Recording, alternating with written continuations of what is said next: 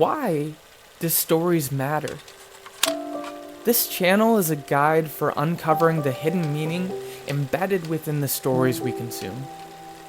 Now, the content was originally designed for the classroom, but when you hear the word student, I am referring to you.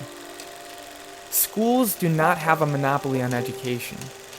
You are always being taught something new. So, for the purposes of this video, consider yourself to be a lifelong learner, and consider the classroom to be your sphere of learning. Now that we have introductions out of the way, let's get started. Finding story in media.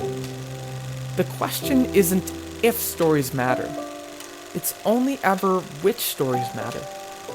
Movie trailers and news anchors share in this truth. Their goal is to convince you that their story matters. Commercial breaks interrupt our stories with smaller stories. Only, in these stories, you are the protagonist, and they have the resolution to a conflict of yours.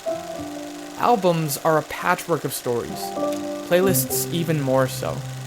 In this way, we are librarians, browsing streaming services, swiping through social media, curating content. Which stories do you care about?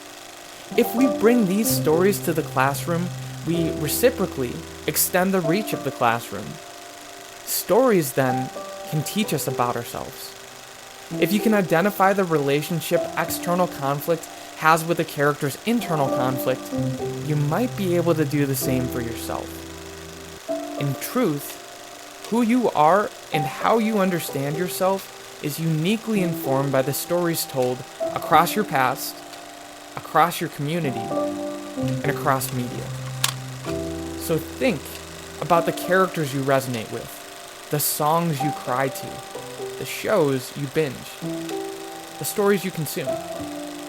For once we determine which stories matter, we can begin to ask why they matter. From there, we become more empathetic, able to understand others because we understand their story.